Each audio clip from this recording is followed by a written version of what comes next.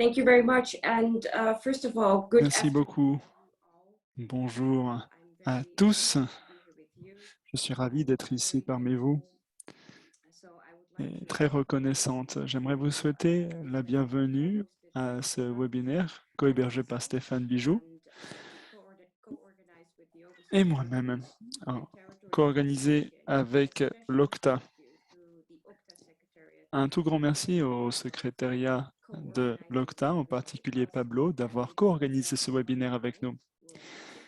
Stéphane et moi-même, dans le cadre de ce webinaire, allons officiellement lancer le groupe des amis des OCT au sein du Parlement européen. Donc, j'ai fait le serment de représenter les intérêts des PTOM au sein du Parlement européen et Stéphane Bijoux, mon cher collègue, est un excellent partenaire en la matière.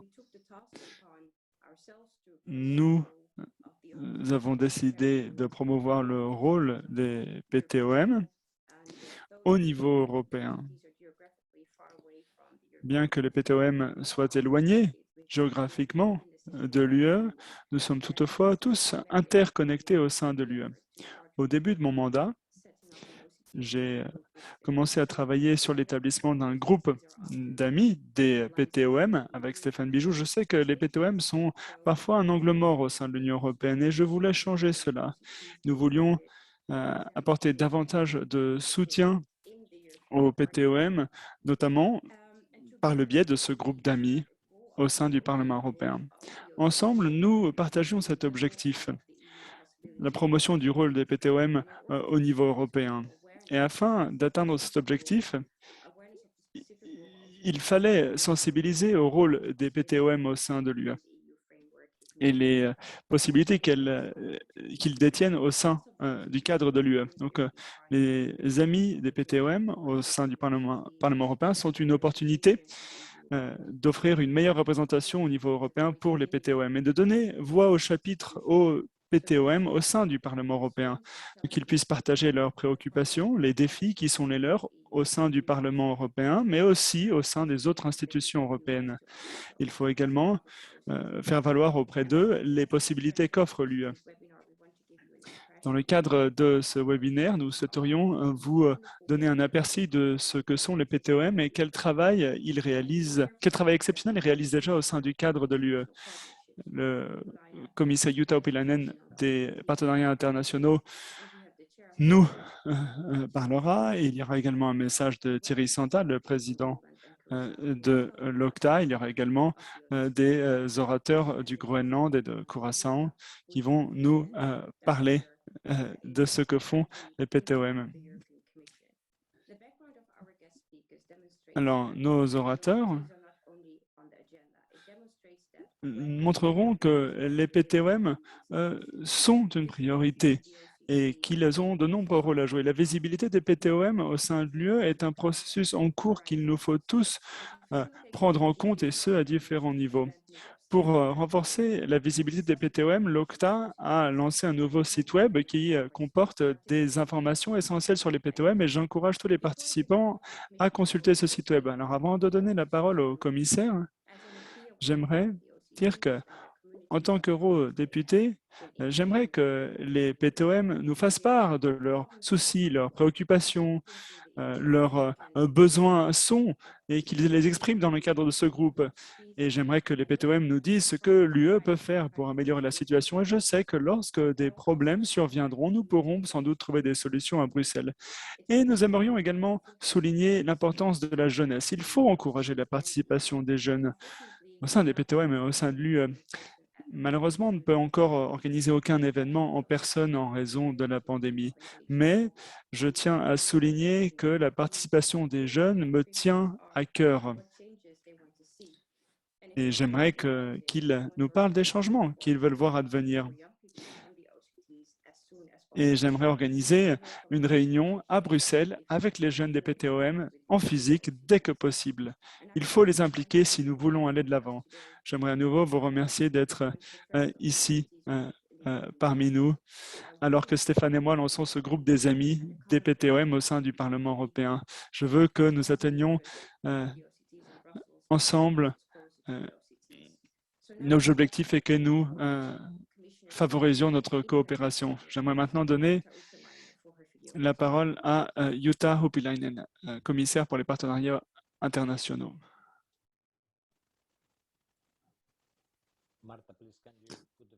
Martha, la vidéo, s'il te plaît.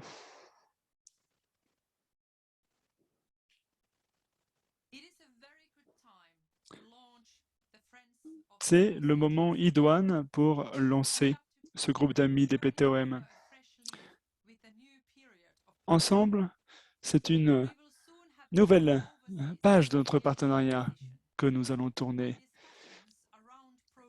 Nous pourrons ensemble parler de programmation et les amis des PTOM nous rappellent que les PTOM et l'UE font partie de la même structure. Nous partageons nos normes et nous comptons les uns sur les autres pour aller de l'avant dans ce monde empli de défis. Et ensemble, nous pourrons reconstruire mieux en traitant des défis comme la biodiversité, le secteur de l'économie bleue et le changement climatique. Chers amis, en tant qu'ambassadrice au sens figuré des PTOM au sein du Parlement européen, eh bien, j'aimerais souligner que nous ferons de notre mieux pour faire avancer notre coopération. Vous pouvez compter sur mon soutien et je sais que je pourrai compter sur vous. Je suis tout particulièrement impliqué en matière de participation de la jeunesse. C'est une priorité transversale pour tous nos partenariats, y compris les PTOM. Merci Samira, merci Stéphane. Nous nous réjouissons d'avance de pouvoir collaborer avec vous. Merci beaucoup à la commissaire Jutta Urpilainen pour ce message fort et effectivement ce rappel de la priorité sur la jeunesse. Merci aussi à Samira pour la force engagée dans ce partenariat que nous voulons fort pour nos PTOM. Alors bonjour ou rebonjour, chers amis, chers membres de l'OCA, chers collègues, puisque de nombreux parlementaires sont connectés. Je veux vous remercier en vous voyant. Me revient finalement cette pensée, outre-mer un jour, outre-mer toujours. Et c'est dire que c'est bien dans le cœur que ça se passe.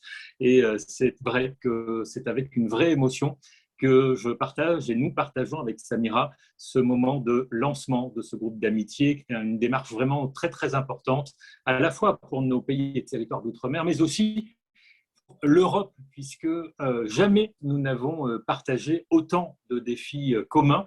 D'abord, le défi de la solidarité.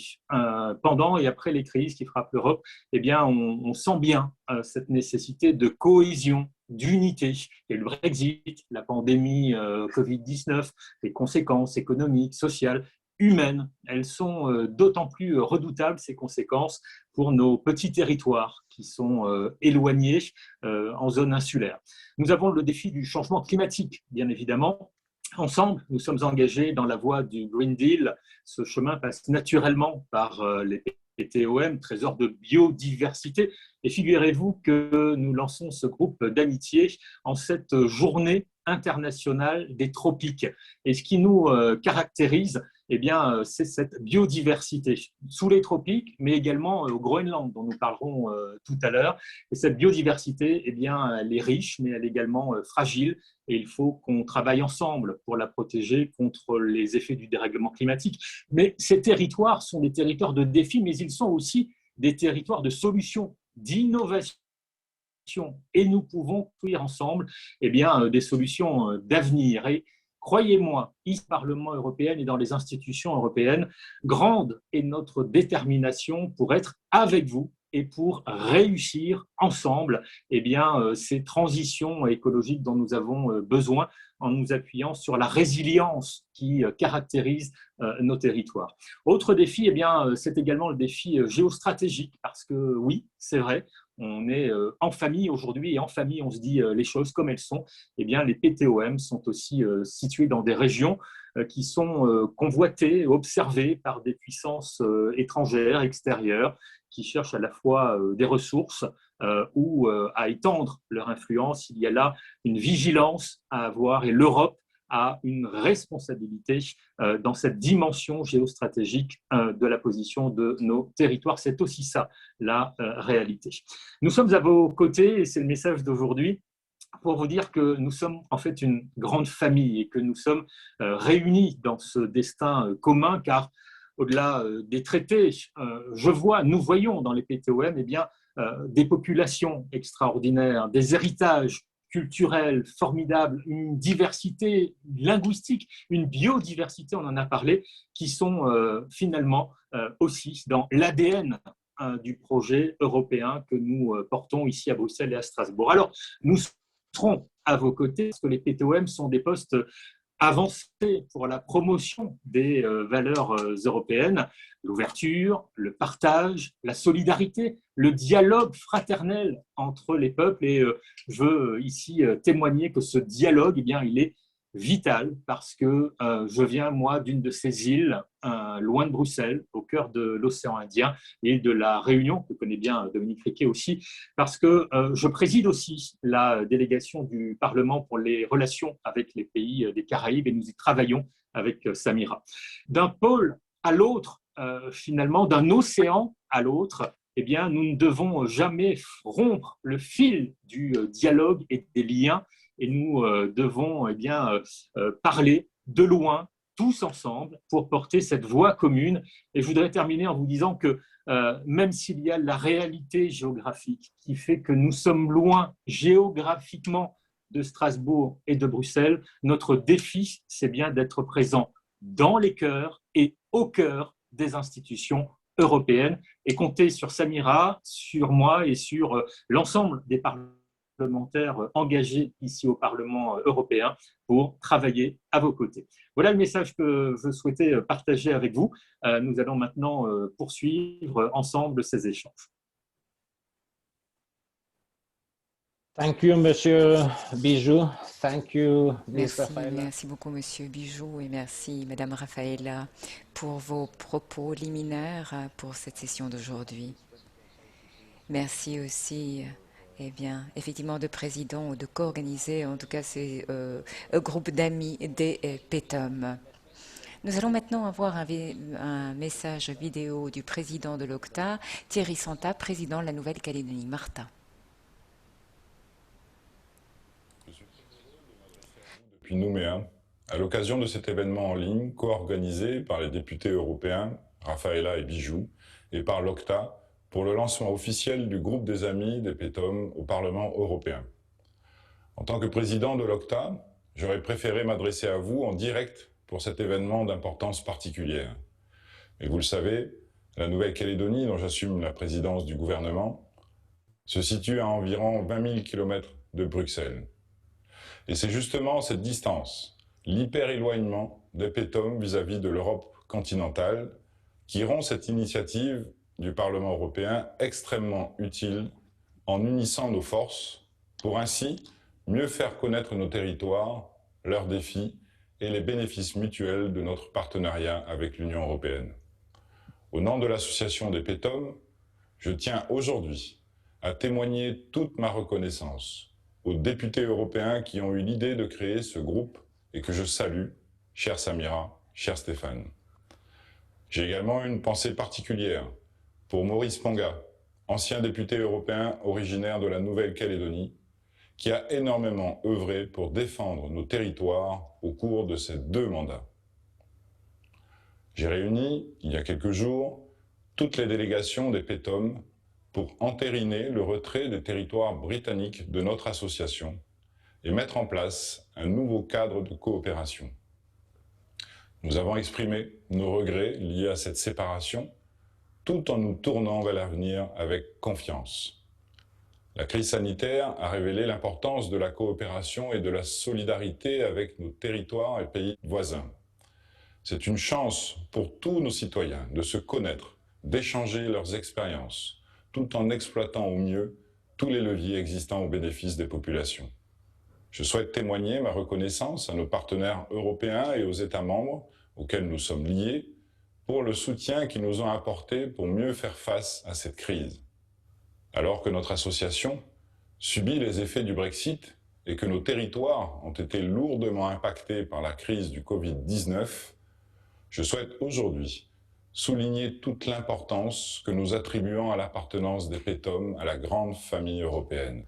Je sais que nous partageons la même volonté de continuer de travailler ensemble, et cela bien au-delà de la relation d'assistance financière formalisée dans le cadre de la nouvelle décision d'association Outre-mer, y compris le Groenland. Je ne ferai pas une liste exhaustive de tous nos atouts, car des acteurs du terrain en témoigneront au cours de cet événement. Mais je souhaite insister sur le rôle des PETOM en tant que vecteur de rayonnement des valeurs et actions de l'Union européenne dans leur région. Notre partenariat a une importance géostratégique qui doit être mieux connu, mieux exploité. Accord post-Cotonou, stratégie Indo-Pacifique, dimension internationale du Pacte vert, ou encore stratégie industrielle de l'Union européenne si on parle de matières premières, nous avons de multiples opportunités devant nous pour faire rayonner l'Union européenne à travers les PETOM en tant que poste avancé. Et la Nouvelle-Calédonie a de nombreux atouts à faire rayonner grâce à l'Union européenne.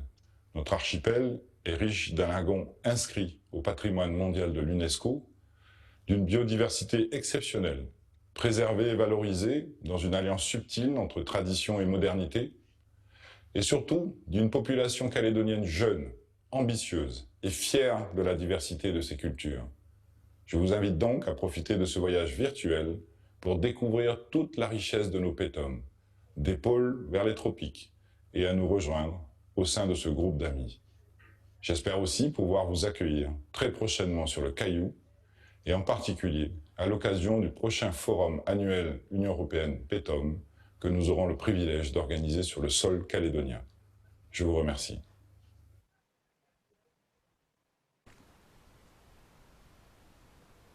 Thank you, Marta. Merci beaucoup, Martha. Et merci aussi, au président de l'association. Passons à une autre vidéo, qui est une petite vidéo, qui montre également les PTOM, qui décrit effectivement comment s'organise notre association et comment nous sommes arrivés ici aujourd'hui. Martha, les relations avec les PETOM, nous recommençons la vidéo. Les relations entre l'Union européenne et les PETOM remontent au traité de Rome. Les PETOM sont liés au Danemark, à la France et aux Pays-Bas, et leurs habitants sont des citoyens de l'Union européenne. Les PETOM sont des îles dans les océans Atlantique, océans Indien et Pacifique, l'Arctique, l'Antarctique et dans les Caraïbes. Les PETOM sont importants d'un point de vue géostratégique et sont considérés comme effectivement des avant-postes de l'Union européenne parce qu'ils promeuvent des normes, des valeurs que nous partageons comme la démocratie, l'état de droit, les droits de l'homme, la dignité, la liberté, l'égalité et la solidarité. Au cours de la période 2014-2020, la coopération bilatérale et régionale a contribué avec succès à promouvoir l'adaptation au changement climatique, la résilience, les écosystèmes, les énergies renouvelables, le tourisme, la collectivité, l'éducation et la jeunesse. Les PTOM ont bénéficié des programmes de l'UE auxquels ils étaient éligibles et de la facilité d'investissement en PTOM qui a été pleinement utilisée. Un nouveau partenariat pour la période 2021-2027 impliquera que tous les PTOM, y compris le Groenland, bénéficieront des règles de coopération simplifiées au titre d'une décision d'association. La coopération financière sera mobilisée à partir du budget de l'Union européenne et contribuera au développement durable. Thank you, Marta. Merci beaucoup, Martha. C'était donc une petite vidéo pour une vidéo plus détaillée qui a été créée par la DG INTPA, comme mentionné à l'écran. Cette vidéo donc vous donnera beaucoup d'informations également pour bien comprendre la situation des PETOM. Merci beaucoup encore une fois à la DG INTPA pour cette vidéo. Comme l'a très bien dit, eh bien, comme on l'a dit au départ, nous allons maintenant entendre quelques présentations de nos pétomes eh bien, depuis les pôles jusqu'aux tropiques. Alors, nous avons choisi une présentation du Groenland pour ces présentations des pétomes, une présentation du Curaçao sur la jeunesse, et puis une dernière vidéo, comme mentionné dans l'ordre du jour, où vous verrez, eh bien, vous entendrez la musique traditionnelle. Vous verrez des danses traditionnelles de la Polynésie française. Maintenant, je vais passer la parole à Rasmus Wendt, chef de la division du ministère de l'Agriculture, de l'Autosuffisance, de l'Énergie et de l'Environnement du gouvernement du Groenland. Monsieur Wendt, à vous la parole. Et faites-nous savoir si vous voulez effectivement que nous passions au transparent suivant pour votre présentation. Ou préférez-vous peut-être le faire vous-même? Vous pouvez le faire pour moi, dit Monsieur Wendt. Très très bien. Eh bien, merci beaucoup pour cette invitation et pour l'occasion qui nous est donnée de vous présenter de façon très liminaire le Groenland. Je vais me centrer ici dans ma présentation sur eh bien, notre pays, bien sûr. Question que vous compreniez bien un peu les défis auxquels nous sommes confrontés, pour que vous compreniez également comment nous pouvons effectivement profiter de cette coopération renouvelée avec l'Union européenne. Alors, tout d'abord, petit avertissement liminaire. Bien que je sois employé par le gouvernement, je ne tiens pas ici à faire une présentation politique au nom du gouvernement groenlandais. Cette présentation n'engage que moi, et c'est important de le dire. Si on peut passer au transparent suivant, voilà l'ordre du jour de ma présentation, mon petit sommaire. Petite présentation du Groenland en chiffres, puis un très bref aperçu de notre histoire, 300 années d'histoire en 2 minutes, et puis je vous parlerai un petit peu de notre économie, et puis à la fin, je parlerai du Groenland et de l'Union européenne. Nous n'avons pas énormément de temps, mais j'espère toutefois que vous aurez l'occasion peut-être de poser quelques questions à la fin de ma présentation. Pablo, c'est à vous de décider, bien sûr, hein, si vous voulez procéder à une petite session de questions-réponses, et à vous de gérer tout ça. Voilà. Passons au transparent suivant. Voilà, vous connaissez tous le Groenland, vous le savez, c'est l'île la plus grande dans le nord de l'Europe. D'ailleurs, si on pouvait traverser du nord ou du sud du Groenland vers le pôle Nord, eh bien, ça vous prendrait quelques 6 ou 7 heures. Donc, nous sommes vraiment très au nord.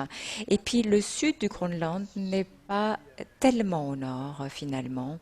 Pardon, donc ce qui nous sépare de l'Arctique, c'est plus ou moins 6 ou 7 heures de route, tandis qu'au sud, nous sommes plus ou moins au niveau de Stockholm, d'Oslo. Bon, c'est le nord de l'Europe, mais ce n'est quand même pas si loin que cela. Mais c'est une île où il fait bien plus froid qu'à Oslo ou Stockholm. Si vous voyez en fait l'île à l'écran, vous voyez que nous sommes confrontés à quelques autres défis. Fondamentalement, le Groenland est une énorme île, mais chaque ville est une île en soi. Aucune ville n'est connectée par un réseau d'autoroutes ni par un réseau ferroviaire. Nous n'avons pas de réseau ferroviaire, donc tout le transport se fait soit par transport aérien, soit par transport maritime. Ce qui veut dire que nous sommes plutôt vulnérables face aux conditions météorologiques qui peuvent être tout de même assez difficiles.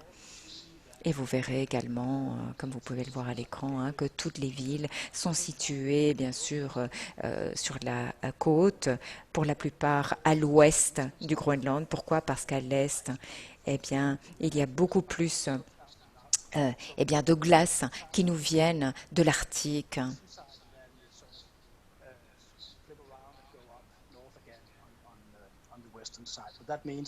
Donc ces morceaux de glace qui passent par la côte est et qui remontent alors par l'ouest. Donc une île énorme, plus de 2 millions de kilomètres carrés. Ça fait quand même 3 à 5 fois plus, un territoire de 3 à 5 fois plus grand que la France. 81% couvert par la calotte glaciaire, donc nous avons de la glace toute l'année. La population, eh bien, nous avons une toute petite population. Alors, les derniers chiffres qui m'ont été fournis, indique que nous sommes un peu plus de 56 000 personnes vivant au Groenland.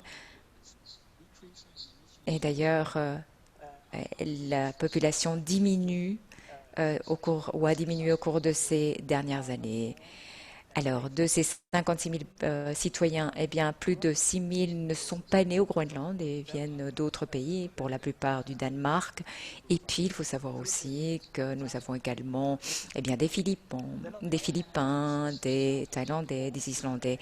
Et puis, plus de 16 000 personnes nées au Groenland ont déménagé et sont allées vivre au Danemark, ce qui en dit long sur, bien sûr, notre relation avec le Danemark. Passons au transparent suivant. Transparent suivant, s'il vous plaît, pour que je puisse vous expliquer un tout petit peu l'histoire du Groenland. Pablo, transparent suivant. C'est Martha qui s'en charge. Martha, transparent suivant, merci beaucoup. Qui voyez-vous ici à l'écran? Eh bien, il s'agit bien d'un prêtre, Hans Egede, qui est en fait la personne qui a colonisé le Groenland il y a 300 ans. L'idée était évidemment, bien, ma foi, de convertir les habitants de l'île au christianisme. Alors, c'est vrai que on a dit en fait que bien, les Vikings sont partis d'Islande pour aller occuper le Groenland. Et c'est vrai que les pays scandinaves ou les pays nordiques ont perdu tout lien avec cette population viking. Et donc, l'idée, c'était que ces missionnaires s'étaient installés en fait au Groenland pour bien voir ou reprendre ce lien avec les populations vikings. Alors, transparent suivant. Alors ici, vous voyez en fait une statue de Hans Egede à Nuuk, dans la capitale. Et vous voyez, eh bien c'est un petit peu, c'est aussi ici, vous voyez à l'écran que la statue bien, a été repeinte avec des slogans. Ouais, oui, nous avons eu toute cette discussion au niveau mondial sur la colonisation, la décolonisation. Cela nous a également, ou en tout cas nous avons été partie prenante de ces discussions également au Groenland. C'est vrai que les Inuits qui habitent au Groenland, eh bien, il faut savoir que la dernière vague de migration des Inuits est arrivée vers l'année 800 d'Amérique du Nord, et puis vers les années 900 à 1400, nous avions eu en fait l'invasion entre guillemets ou la colonisation scandinave des Vikings, et puis effectivement les Vikings ont disparu, les populations vikings sont soit mortes ou sont parties. Nous ne savons pas exactement ce qui s'est passé. Et nous ne savons pas non plus si les Inuits et les Vikings ont eu des interactions. Et puis, en 1721, le Danemark a donc colonisé le Groenland par Hans Egede. Et le Groenland est resté une colonie danoise jusqu'en 1953, lorsque, en fait, on est passé du statut de colonie à un comté danois. Et il y a eu donc effectivement tout un processus politique qui a été engagé par la suite. En 1979, le Groenland a vraiment bénéficié d'un statut d'autonomie qui a été encore renforcé en 2009 avec l'autonomie renforcée, l'autogouvernement comme on l'appelle. Alors, nous faisons toujours partie du Danemark. Nous sommes un pays constitutif du Royaume de Danemark. D'ailleurs, si on passe au transparent suivant, je l'explique mieux. Donc, vous le voyez, il y a tout de même des domaines politiques où c'est le gouvernement danois, l'État danois qui intervient littéralement en partenariat, en consultation avec le gouvernement groenlandais, mais au final, c'est le gouvernement danois qui a vraiment le dernier mot en matière de politique étrangère, en matière de citoyenneté, de politique monétaire, de justice et de défense. Il y a d'ailleurs un dialogue en cours au Groenland concernant justement le statut d'indépendance, ou l'indépendance complète plutôt du Groenland. Je crois que plus de 90% des Groenlandais et des Groenlandaises choisiraient l'indépendance par rapport au Danemark.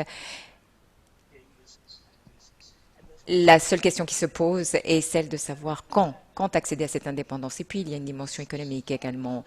Le Groenland bénéficie d'une enveloppe budgétaire assez importante de la part du Danemark chaque année. Et à de nombreux égards, l'économie groenlandaise dépend de cette assistance danoise. Je vous montrerai plus avant dans ma présentation d'autres chiffres. Alors ici, c'est une photo des élections législatives d'avril dernier, où il y a eu un changement du gouvernement. Le parti traditionnellement au gouvernement, qui est un parti social-démocrate, eh bien, a perdu les élections au bénéfice en fait du pays groenlandais ou du parti de gauche pour de grandes raisons. L'ancien parti au gouvernement Simut eh bien, est passé par une période assez turbulente de conflits en interne. Et puis, il y a eu aussi une autre discussion. Est-ce que le Groenland devait effectivement permettre eh bien, l'extraction d'uranium ou pas? Ça a été tout un débat sociétal. Et les Groenlandais et les Groenlandaises, en fait, sont peut-être en faveur, effectivement, d'un élargissement de l'industrie minière, mais l'exploitation de l'uranium n'est pas quelque chose que la population veut privilégier. Passons au transparent suivant. Donc, voilà, si je devais vous présenter l'économie groenlandaise, je crois que cette photo résumerait au mieux la situation. Le Groenland dépend en grande partie de la pêche,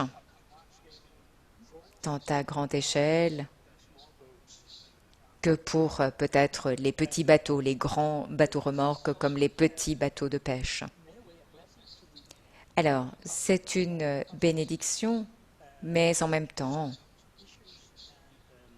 associée avec de grands problèmes. C'est un grand défi pour le Groenland que de transformer son économie pour en assurer la diversification.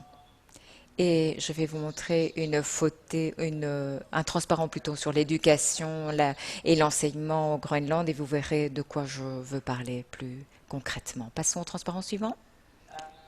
Voilà quelques chiffres. Si vous regardez peut-être le PIB de notre pays. Donc, c'est une petite économie que l'économie groenlandaise, qui nous représente peut-être un petit peu moins de 20 millions de couronnes danoises. Nous utilisons encore la couronne danoise comme devise. Donc, ça fait 2,5, 2,6 millions d'euros. Voilà le PIB du Groenland. Beaucoup d'importations de biens et de services depuis l'étranger, comme vous le voyez. L'économie groenlandaise et la société groenlandaise dépendent fortement des importations de produits alimentaires, de machines, d'équipements, de services. Vous verrez également sur ce transparent que eh bien, la consommation gouvernementale est assez importante et elle est financée en grande partie par l'aide économique que le Groenland reçoit de la part du Danemark. De ces petits 9 millions de couronnes danoises, eh bien, nous recevons quelques 3,5 millions de couronnes danoises du gouvernement. Alors, si vous voyez les investissements, eh bien, vous verrez que les chiffres sont assez importants, mais la plupart des investissements eh bien, vont dans, par exemple, le logement et non pas dans la production. Vous verrez effectivement qu'il y a quand même des exportations assez importantes de la part du Groenland, surtout de produits de la pêche. Et nous avons effectivement eh bien, une exportation nette négative financée fondamentalement par le gouvernement danois. Transparent suivant. Voyons un tout petit peu la production par secteur industriel. Et là, encore une fois, vous verrez à droite, en haut, l'industrie de la pêche est probablement la plus importante et de loin pour le Groenland. Et puis le détail, les services sont encore peut-être les deux secteurs les plus importants. Le bâtiment également, qui est très très important pour l'économie groenlandaise. Et le Groenland a été l'un des rares pays au monde à effectivement enregistrer une croissance de son économie durant la pandémie de Covid-19 l'année dernière. La raison étant que le bâtiment ou le secteur du bâtiment a poursuivi ses activités durant la pandémie. Alors, on parle énormément de l'industrie minière, de l'extraction, mais si vous regardez sur ce transparent, l'industrie minière est très, très petite et ne représente que quelques pourcents de l'économie groenlandaise. Alors, c'est vrai que on parle énormément de métaux rares, etc., que l'on pourrait exploiter et qui se trouvent encore dans le sol du Groenland. En fait, l'industrie ne représente pas grand-chose. Alors, je voulais justement vous parler de cette industrie par rapport au niveau de l'enseignement. Alors, je vous disais que la pêche est une bénédiction pour le Groenland, mais c'est aussi une barrière structurelle pour l'économie, parce que la plupart des jeunes peuvent tout simplement quitter l'école et très bien vivre ou vivre dans des conditions tout à fait acceptables en travaillant dans le secteur de la pêche. Et très, très souvent, les jeunes choisissent de le faire. Donc, si vous regardez en fait la partie du camembert en bleu foncé, voilà, cela représente en fait la main-d'œuvre au Groenland qui n'a qu'un niveau d'éducation secondaire inférieur.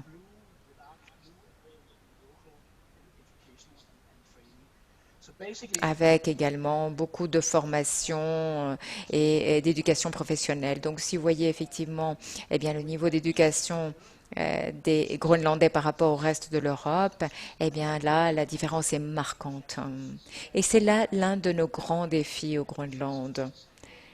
C'est aussi quelque chose, et là, si on pouvait passer peut-être au transparent suivant. Merci.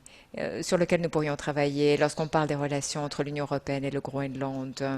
Et là, effectivement, la Commission européenne, dans le cadre de l'accord de partenariat, s'est vraiment focalisée sur le volet de l'éducation parce que c'est très, très important que nous relevions le niveau de l'éducation au Groenland. Et c'est vraiment quelque chose sur lequel nous voulons nous continuer à nous focaliser. Mais c'est difficile, comme je le disais. C'est difficile que de convaincre les jeunes que de poursuivre leurs études pendant 5, 6 ans, alors qu'ils peuvent quitter l'école et travailler et vraiment vivre de façon tout à fait digne et décente, alors qu'ils quittent l'école à 14, 15, 16 ans et qu'ils décident de travailler comme pêcheurs.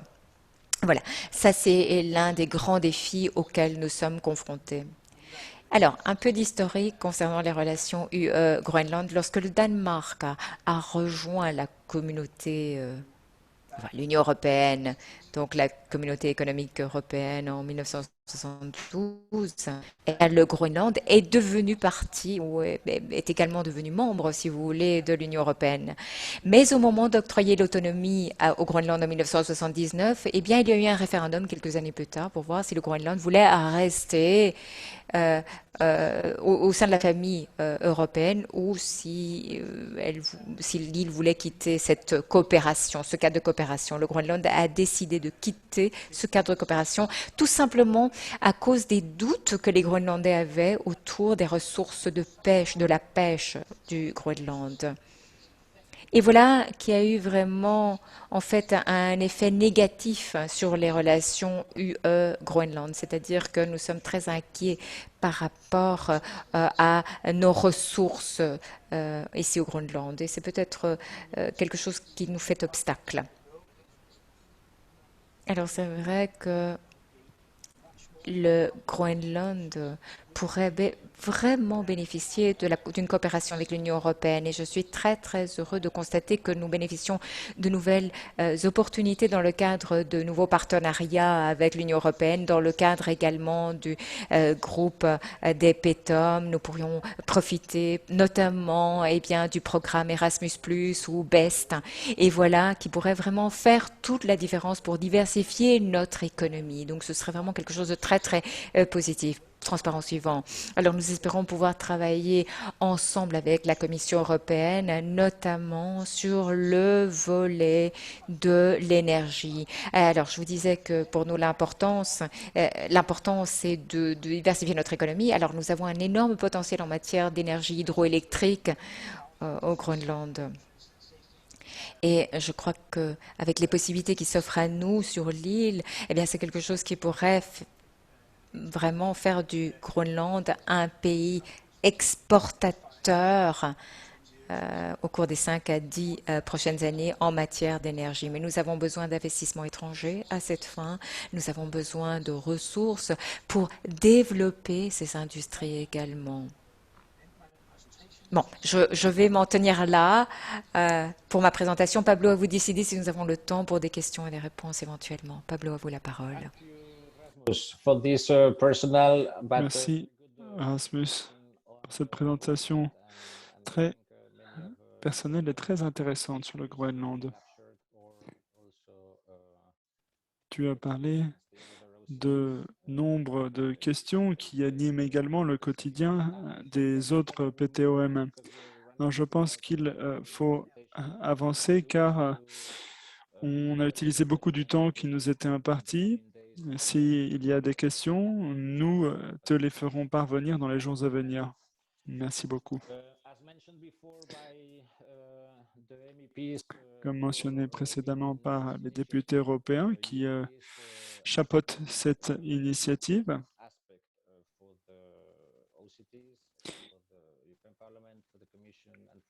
il y a de nombreux aspects à prendre en compte dans les relations entre le Parlement européen et les PTOM, notamment la jeunesse. Nous avons invité Luis González, qui est un représentant de la jeunesse aux Caraïbes. Il vit à Curaçao. Il va tenir une présentation. Luis, bienvenue, la parole est à toi. Bonjour à tous et à toutes. Bienvenue à Curaçao, bienvenue aux Caraïbes. Je suis ravi de représenter la jeunesse caribéenne de la meilleure façon possible. Eh bien, j'appelle cette présentation un talent caché. Je vais vous expliquer à la fin pourquoi je qualifie la jeunesse antillaise de talent caché. Moi, j'ai réfléchi à la façon dont je pouvais me décrire. Et je pense que cette phrase, en réalité, est représentative des Caraïbes. Moi, je viens d'une famille très diversifiée. Et dès la plus tendre enfance, eh bien, j'ai décidé d'accepter cette diversité, de m'en servir comme d'un avantage dont je pouvais tirer parti. Et je viens d'une famille vénézuélienne. Je vis à Curaçao. Et j'ai vraiment grandi dans un environnement multiculturel, dans un pays multiculturel. Et maintenant, je vis à Curaçao avec beaucoup d'influences européennes, d'influences américaines, et nous sommes en mesure de bien tirer parti de cette multiculturalité. Et c'est ce concept que j'aimerais explorer davantage.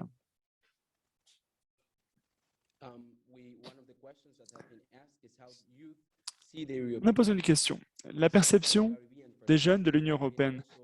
Je vais parler du point de vue des Caraïbes. J'ai travaillé à l'Université de Curaçao, j'ai travaillé avec beaucoup de jeunes, j'ai fait le programme Erasmus, et donc je pense que je suis vraiment au fait de différentes perspectives. Et c'est ce qui m'a permis de collecter une kyrielle d'opinions différentes de Curaçao, mais également d'Aruba, de Bonaire, de Sainte-Martine. Et nous estimons que l'Union européenne, je pense, au vu des informations que j'ai collectées, que c'est une institution respectable, qui témoigne du respect et que l'on doit respecter. Elle est sérieuse et elle a une incidence sur nos pays, mais au niveau macro. On l'aperçoit parfois un peu comme distante, cette Union européenne. On fait partie de l'UE, Mais ce n'est pas comme si nos quotidiens étaient touchés au quotidien, au jour le jour, par les mesures prises. Je sais qu'à l'université, il y a souvent des problèmes. Moi, j'ai étudié à l'université, mais je ne savais même pas que l'Erasmus existait jusqu'à ce que je puisse en faire un. Donc souvent, on n'est pas conscient de l'existence de ces plateformes telles qu'Erasmus. Toutefois, l'image de l'UE, c'est le progrès, l'innovation, la prospérité.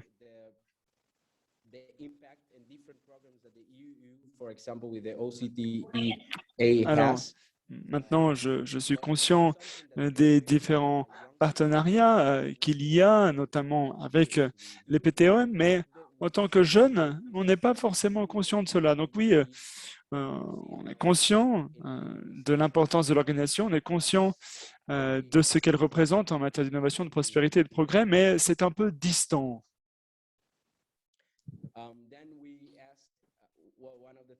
Forgot to mention this is I've been showing pictures. For example, these houses you see here is a downtown Alors, voici une illustration du centre-ville de Curaçao. Donc, il y a ici, c'est la rue de Wasaba et Stein Station. Alors, on parlait de l'implication de l'Union européenne et j'étais il y a peu en train de discuter avec des amis et moi je vois que mes origines ne sont qu'un exemple. J'ai une amie dont les grands-parents sont hollandais, la mère est jamaïcaine et le père est de Curaçao. Donc c'est vraiment un véritable melting pot de différentes origines. Et donc, on réfléchissait avec ses amis à la façon dont l'Union européenne pouvait davantage s'impliquer ici et comment, en retour, les jeunes pouvaient être plus conscients de cette appartenance à l'Union européenne. Oui, c'est ce qu'il manque ici, je pense, c'est qu'il faut stimuler ce sentiment d'appartenance.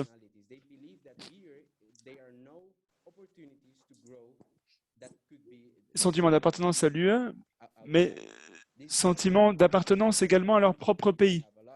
Je sais que beaucoup de jeunes pensent qu'ils n'auront pas de chance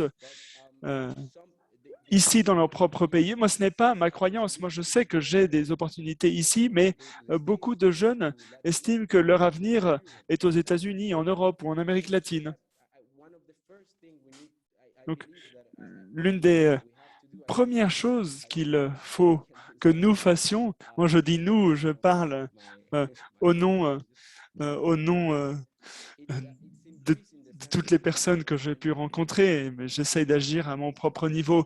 Mais l'idée est vraiment de faire comprendre aux jeunes que oui, à Curaçao, ils font partie du Royaume des Pays-Bas, qu'ils ont accès à l'Union européenne et que tout un monde les attend à partir de cette petite île. Et selon moi, cette sensibilité, il faut la développer.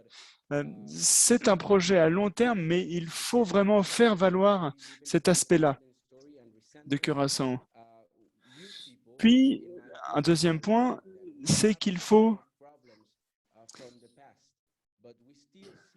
se décharger du fardeau de l'histoire et du ressentiment qui peut exister.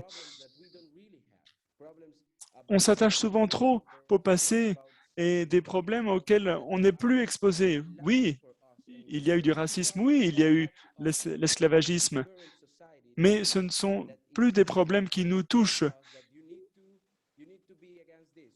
Et ce sont des sujets qui émergent régulièrement dans la société et qui semblent nous faire penser qu'il faut être contre ci, contre ça, alors que ce ne sont plus, pour nous, dans nos îles, des sujets d'actualité. Alors, lorsque je collabore avec des jeunes de mon île, mais des jeunes d'ailleurs, eh bien, on ne voit que des ponts, on ne voit que des passerelles, on ne voit que des possibilités de collaboration. Donc, moi, j'estime que faire valoir que la différence peut nous poser un problème, c'est une mauvaise idée. Il faut insister sur le fait que nos différences, ce sont nos richesses. Et cela, il faut sensibiliser les gens à cette perspective. Il faut, enfin, se départir du fardeau de cette histoire. Puis, il y a l'esprit critique.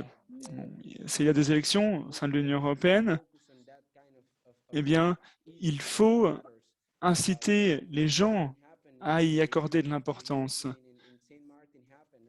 Quand il y a eu un cyclone à Sainte-Martine,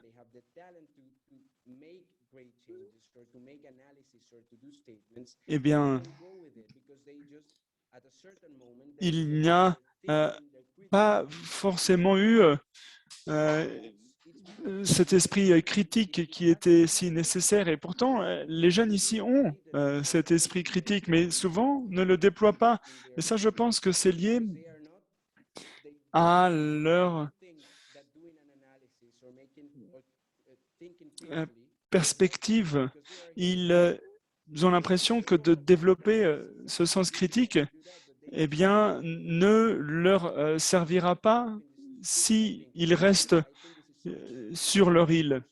Par contre, s'ils vont à l'étranger, oui, ils auront envie de l'utiliser, mais il faut qu'ils se rendent compte qu'il est possible également de penser de façon critique ici, à Curaçao, ou sur d'autres îles, en utilisant ces différentes plateformes.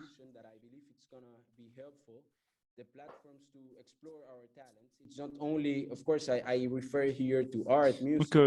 moi, j'aimerais parler de plein de différents sujets, l'art, le sport, les modèles des Nations Unies. Il y a plein de plateformes dont on peut tirer parti. Et en tant que jeune au Venezuela, j'ai pu participer à des modèles des Nations Unies et j'ai pu représenter même la Belgique à ces modèles des Nations Unies.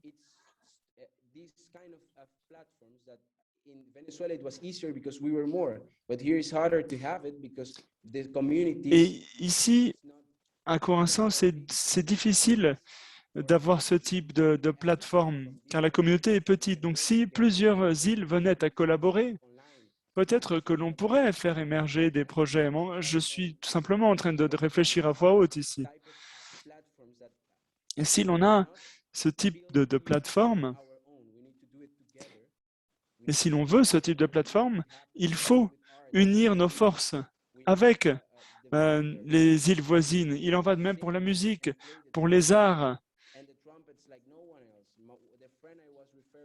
Il y a tant d'artistes talentueux à Curaçao. Et il y a tant d'artistes, il y a des poètes, mon ami, mi-jamaïcaine, originaire de Curaçao, avec des grands-parents néerlandais, est une poète fantastique. Et je pense que nous pouvons vraiment faire valoir ces opportunités si nous coopérons avec l'Union européenne davantage et si nous collaborons avec d'autres îles pour développer ce type de plateforme sur notre île. Et je pense qu'en fin de compte, cela stimule l'échange. Et cela m'amène à la prochaine diapositive. Alors, il y a des outils. Il y a des outils éducatifs ou d'autres outils. Il faut réfléchir. Il faut que ces outils permettent aux citoyens de vraiment avoir une bonne idée de leurs capacités, de leur situation actuelle. Puis, il y a les plateformes, des programmes artistiques, des programmes musicaux, des programmes sportifs, des modèles des Nations Unies ou autres. Et c'est ce type d'activité qui nous permettra de nourrir ce terrain fertile du talent au sein de nos îles. Et enfin, il faut échanger. Il faut des échanges culturels, des échanges de connaissances entre les Caraïbes et l'Europe. Et dans les deux sens, de façon bilatérale. L'Europe nous donne, mais nous leur donnons aussi. Et cet échange, dans le cadre de ces plateformes, avec ces outils, eh bien, nous permettra de donner naissance à une jeunesse qui est en mesure de comprendre leur île qui fait partie de l'UE, qui est une île qui appartient aux Pays-Bas, mais qui est une île des Caraïbes. This part I said that you are welcome as well. La prochaine slide. The part of the exchanges is the next step in the next slide.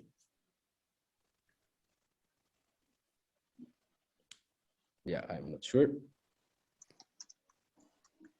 Alors, je ne suis pas sûr. Yeah, so you're Est-ce la also bonne welcome. slide? You OK. see, for example, this Vous êtes les bienvenus, évidemment.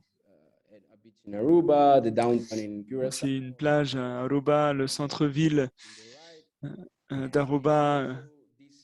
Voici une photo de Bonaire également. Et ici, l'on voit différents contextes. On voit un village, on voit un centre-ville, on voit Saint-Barthélemy et sa baie.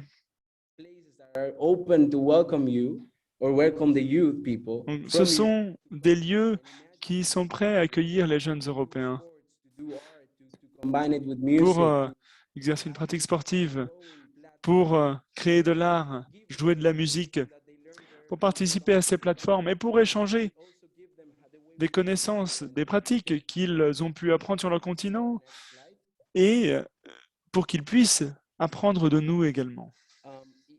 this is, for example, as an example would be Erasmus Plus, which is Un a exemple, Erasmus+. I was part of the exchange program in Ghent. You could see here, I have, it's in that small picture, the Donc, on first voit ici, sur la première photo, 20 countries in the same picture, 20 different students from the same picture. So donc that on voit une vingtaine d'étudiants ici et de participer à cet échange à Gand, eh bien, cela m'a permis de développer une intelligence émotionnelle. Ça m'a permis d'apprendre à témoigner du respect, à comprendre ses interlocuteurs et d'être conscient que les opinions ne sont que des opinions. Peut-être que je suis conservateur, peut-être que quelqu'un est plus libéral ou vice-versa. Et c'est vraiment au sein de ce type d'environnement que l'on peut apprendre énormément de choses. Puis j'ai passé du temps également au Limbourg, aux Pays-Bas, et je me suis rendu compte de la différence culturelle qu'il pouvait y avoir ici. Puis j'ai fait un stage à Barcelone où j'ai pu développer mes compétences professionnelles, because I had the chance to work with the whole Europe. notamment grâce à Erasmus+. J'ai eu la possibilité donc d'aller partout en Europe. Et puis dans le cadre de mon travail, j'ai collaboré avec des ressortissants d'autres pays, l'Allemagne, l'Espagne, l'Italie. Non, professionnellement, c'était fantastique, mais cela m'a également permis d'apprendre à collaborer avec des ressortissants d'autres pays et cela m'a également permis de me sentir comme faisant partie d'un tout, d'une communauté. Puis voyager dans d'autres pays, cela m'a permis d'acquérir beaucoup d'autres compétences interpersonnelles et c'est quelque chose que les jeunes font, il faut le faire. Puis il y a également le réseau, évidemment, tous ces amis que j'ai pu me faire, ces amis multiculturels avec qui je suis toujours ami aujourd'hui. Et ce type d'expérience, à l'avenir, pourra équiper les jeunes avec des outils pour faire face à l'avenir. Ce qui me mène à la slide suivante. Alors, c'est ma conclusion. Donc, nous tentons d'aider les jeunes à comprendre les opportunités qu'ils ont au sein des Caraïbes. Nous tentons ensuite de développer ces expériences, ces plateformes. Puis,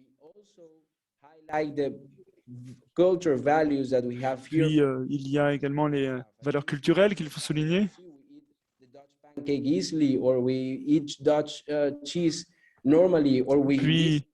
Il y a également la culture également que l'on découvre. Ici, on partage toutefois la même culture qu'aux Pays-Bas. On mange le même fromage, on écoute la même musique et ça, il faut que les jeunes en soient conscients. Puis, il y a évidemment les plateformes qui permettent de développer ses compétences linguistiques ou ses talents. Et si l'on est en mesure d'échanger avec des jeunes qui savent qu'ils ont des choses à faire passer, eh bien, cela ne peut donner lieu qu'à un échange enrichissant pour les jeunes Européens et pour les jeunes des Caraïbes.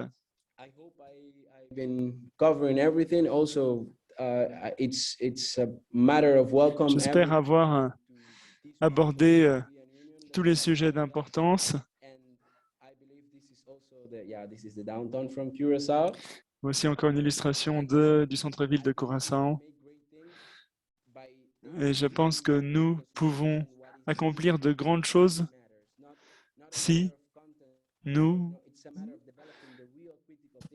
développons un véritable esprit critique et que nous donnons la possibilité aux jeunes de tirer parti des talents qui existent en eux. Merci beaucoup. J'imagine avoir manqué quelques points, mais j'espère avoir dit autant de choses que je pouvais. Merci, Louis. Je pense que tu n'as rien manqué. Une véritable source d'inspiration pour nous tous.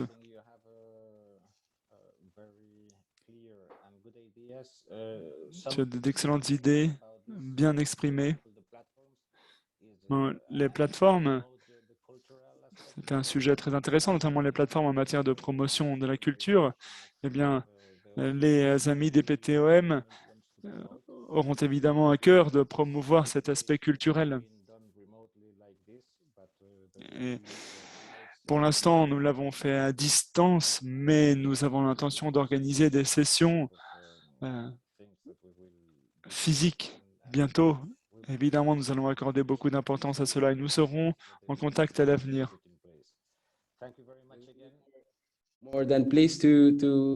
Je serai ravi de vous aider. Merci beaucoup. Alors, nous allons maintenant passer au prochain point à l'ordre du jour. C'est une déclaration de Madame Yolita Butkevitsiene, directrice à la DG des partenariats internationaux.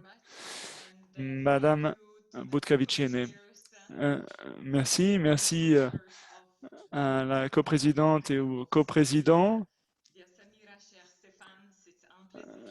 Merci Samira, merci Stéphane. Luis Alejandro, j'aurais aimé pouvoir parler des modèles des Nations Unies, mais je ne pourrais pas le faire mieux que toi, donc je ne vais pas en parler. Mais je suis ici pour vous parler du travail de ce nouveau groupe d'amis. Je pense que Rasmus et Luis Alejandro ont montré à quel point ce groupe représente un potentiel exceptionnel. Cette recherche d'une collaboration plus intense, cette action commune pour surmonter de nouveaux défis, mais également cette approche commune qui nous emplit tous d'optimisme. Optimisme qui a rayonné de la présentation de Luis Alejandro. Et quant à Erasmus, son optimisme était un peu plus timoré, mais c'est sans doute dû à la température. Mais cela, en tout cas, me laisse penser que nous pourrons avoir une excellente collaboration au sein de ce groupe des amis des PTOM. Ce partenariat a toujours été d'une grande robustesse, tel que cela a été montré dans la petite vidéo qui a été montrée précédemment. Ce partenariat s'inspire d'un sentiment d'appartenance fondé dans des valeurs partagées et sur une perception commune du monde. Mais nous voulons également que ce partenariat soit dynamique, car nous sommes conscients que nous avons besoin les uns des autres, faute de quoi nous ne pourrons pas surmonter ces défis internationaux. Personne ne peut faire face à tout cela seul, isolément. Oui, ces régions, d'un point de vue géographique, sont cruciales. Voilà pourquoi nous avons besoin d'outils. Bonjour.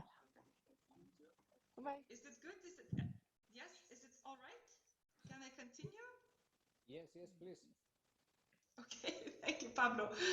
To this end, we need a number of tools, and the first Nous avons one donc besoin d'un nombre d'outils. is Overseas Association decision. It will be approved by Et l'un des outils, ce seront les décisions the opinion of de PTOM. Parliament is a key step in the process. Et le Parlement européen jouera un rôle clé en la matière. Multi-annual indicative programs Puis il y aura le programme indicatif pluriannuel. priorities along which we Eh bien, ce sont des documents qui établiront nos priorités pour chacun des PTOM. Donc, ces documents font l'objet d'une négociation et devront être adoptés d'ici la fin de l'année. Ce sont des outils essentiels pour honorer notre parole. Et ainsi, nous pourrons, grâce à ces outils, faire de nos rêves des réalités dès le début de l'année 2022. Nous serons bientôt prêts pour mettre tout cela en œuvre, en se fondant sur des priorités partagées. Nous l'avons dit, la Commission est prête à adopter un modèle de croissance inclusive, sociale, verte, inclusive. Et nous saluons le fait que nos priorités sont similaires à celles annoncées par le président de l'OCTA, notamment le pacte vert, l'économie bleue et l'intégration régionale. Partager des priorités, c'est la meilleure façon de faire de notre intention des mesures tangibles et d'ajouter de la valeur au partenariat avec les PTOM. J'aimerais souligner également un point soulevé par la commissaire, la jeunesse. Et Samira, je suis ravi également que tu aies souligné cet aspect. Et j'aimerais également rappeler que Luis Alejandro en est un exemple parfait. La jeunesse joue un rôle crucial. Et notre commissaire a introduit ce nouvel élément, celui de l'implication de la jeunesse. Elle vient récemment de nommer un conseiller spécial pour la jeunesse et a exigé la création d'un organe avec des représentants de la jeunesse de l'Union européenne, afin que cet organe puisse analyser la pertinence des mesures prises par l'Union européenne, afin qu'ils puissent réfléchir ensemble à des perspectives. Cela nous a permis de réfléchir à dynamiser l'implication des jeunes des PTOM. Donc l'idée, c'était de créer cette plateforme de la jeunesse PTOM pour jeter un pont entre l'UE et les jeunes des PTOM, afin d'avoir un dialogue fructueux et, je l'espère, avoir toute une série de photographies rassemblant des jeunes du monde entier. Puis il y a d'autres activités qui pourraient être mises en place, comme des visites d'études dans des institutions européennes, notamment le Parlement européen.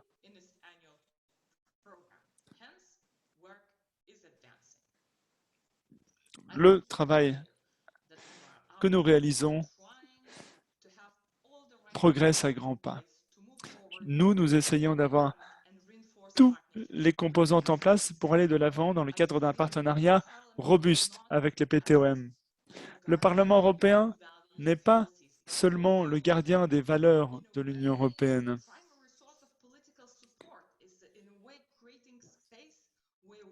C'est également un espace au sein duquel on peut tous se retrouver. Et le groupe des amis des PTOM est le représentant parfait de ce rôle. Et je suis certaine que ce groupe sera un allié fantastique. Et nous pourrons, grâce à ce groupe et grâce à notre effort, atteindre tous nos objectifs et poursuivre dans la bonne direction. C'est pourquoi, chère Samira, cher Stéphane, je me félicite de votre initiative et je me réjouis de notre future collaboration. Et je me réjouis surtout de rencontrer tous ces individus fantastiques en personne, s'il vous plaît. Merci beaucoup. Thank you very much. Merci beaucoup, Madame Poteguicine. Je crois effectivement que tout ce que vous avez mentionné, ce ne sont que de très bonnes nouvelles. Merci pour ces nouveaux programmes, ces nouvelles décisions qui vont être prises. Nous voulions simplement vous dire que, merci d'avoir pris note de ce point sur l'étude ou la visite d'études sur la jeunesse. C'est effectivement l'un des points que nous aurons à débattre lors du comité exécutif de notre association qui se tiendra lundi de la semaine prochaine. Et puis effectivement, une initiative sera lancée durant le deuxième semestre à ce sujet. Je passe maintenant la parole à Madame Samira Rafaela pour ses remarques de clôture et puis nous regarderons une petite vidéo de la Polynésie française, justement pour les aspects traditionnels, culturels. Merci beaucoup Pablo. Tout d'abord, j'aimerais commencer au nom de Stéphane et de moi-même. J'aimerais remercier tous nos intervenants pour leur excellente présentation, pour leur excellente contribution à ce premier webinaire du groupe d'amis des PTOM. Et merci aussi parce que j'espère en fait que notre public maintenant ait eu une bonne impression, une première impression de ce que sont les PTOM, les opportunités qu'ils offrent, la coopération avec l'Union européenne également. Et effectivement, quel est notre capital? Comment vraiment tirer parti de nos atouts? Je crois que c'est très important. Comme l'a dit, la commissaire Urpilainen, que la directrice des GINPA, Butkevician, merci beaucoup. À Stéphane. Stéphane, pour notre coopération. Je tiens également à remercier le OCTA pour son excellent travail.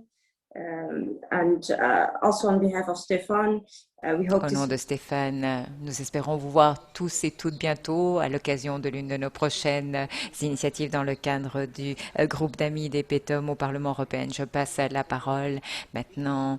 Ou plutôt, je laisse maintenant la place à notre spectacle de musique traditionnelle et de danse de la Polynésie française. Merci Samira. Est-ce que tu peux peut-être lancer la vidéo?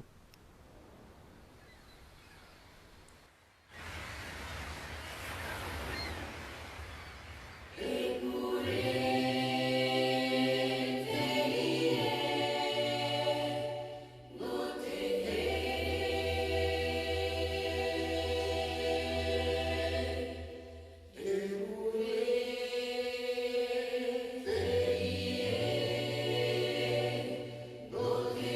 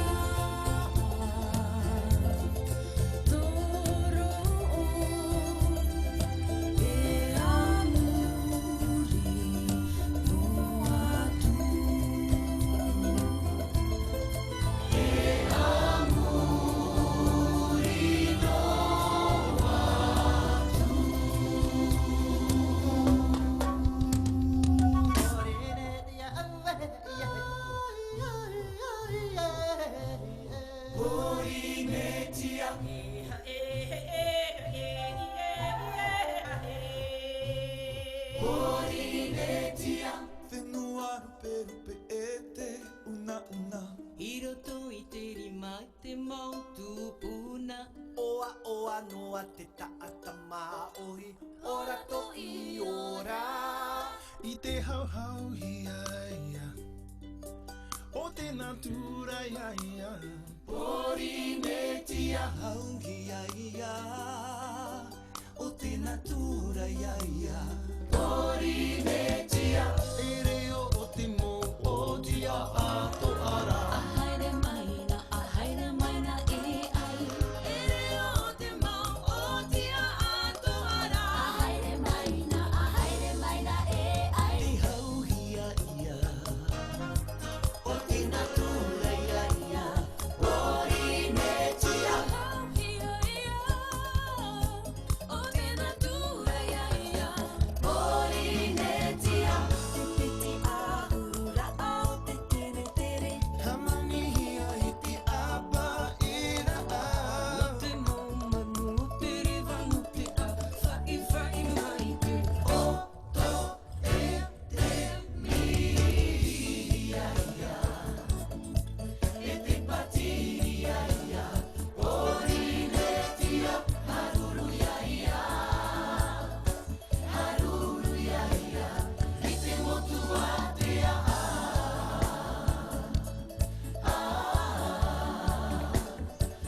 Porinetia.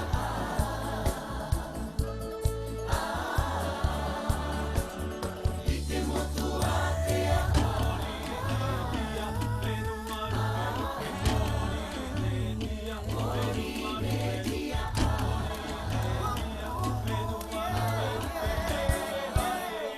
I te motu a te a.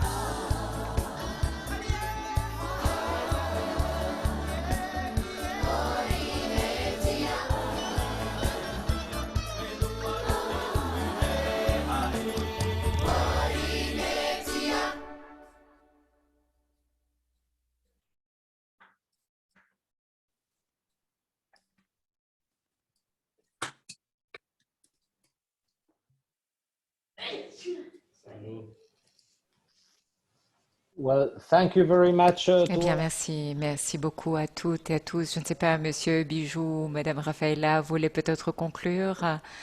D'autres remarques, peut-être le mot de la fin? Sinon, espérons tout simplement d'avoir une séance en personne dès que possible. Et laissons-nous porter par ces rythmes que l'on entend dans chacun de nos territoires, qui portent à la fois la force de notre héritage culturel et le pont vers l'avenir jeunes, cette bécasse qu'on essaye de construire ensemble. Merci à chacune et à chacun. Merci à Samira. Merci à toutes les équipes de l'Octa, du Parlement, aux interprètes, à tous nos intervenants. Et avançons avec cette belle énergie des PTOM pour relever tous les défis qui sont devant nous. Voilà, merci encore et à bientôt. Merci beaucoup. Au revoir. Merci Samira, à bientôt. Thank you. Goodbye. Thank you. Goodbye. Bye bye. Thank you. Bye bye.